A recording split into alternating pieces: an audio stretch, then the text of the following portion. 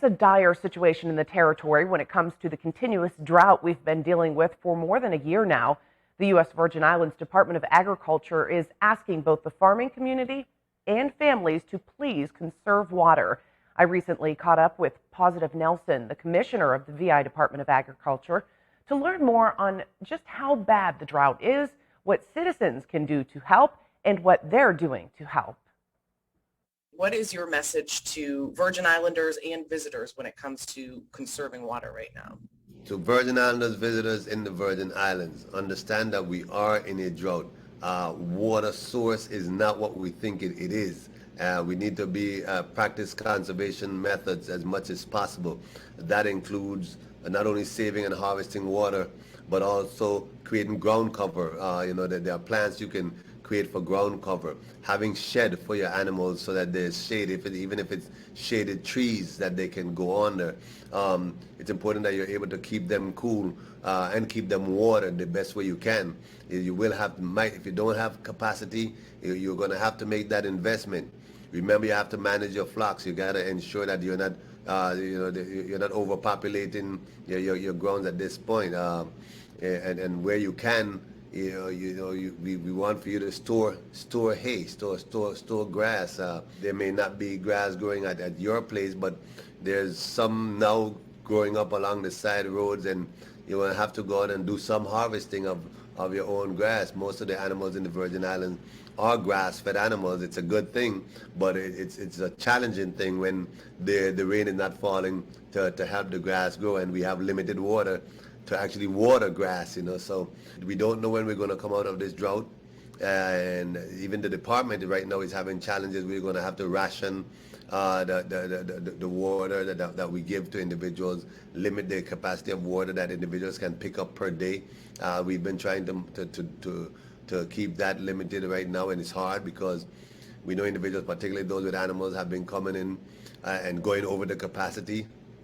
We've been lenient, but we want individuals to know that we need for them to, water differently. You can't just turn on pipes and, use efficient irrigation systems right about now, because the system is calling for us to use water efficiently. We have less water to use, so the less we can waste, the better it's going to be for all of us. For those who don't know, you might think we're on an island, we're surrounded by water. Why is this an issue, getting water to residents or hotels and businesses? We are on an island, yes, we are surrounded by water, salt water, and there is a water plant that does do desal.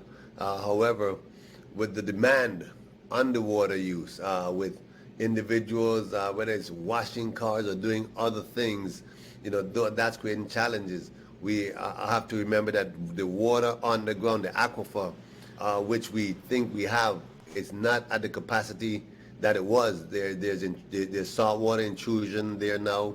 Many know that some of the aquifer is already contaminated with oil from the refinery for years now, so that's not usable.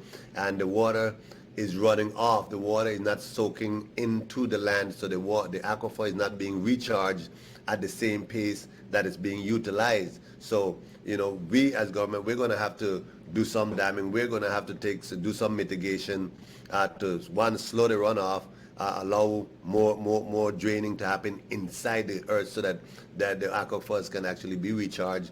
There are some projects that we're in pursuit of right now with the help of the NRCS. So we're hopeful that we're able to mitigate and offer some resolution to the farming community. But as far as families, we thankfully have cisterns, and I'm just encouraging each and every family to utilize their cistern water efficiently.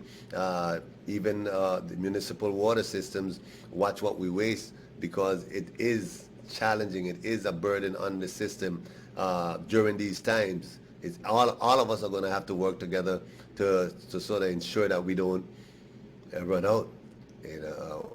Water everywhere and not enough to drink. That's the irony when you ask the question, we're on an island, why are we running out of water?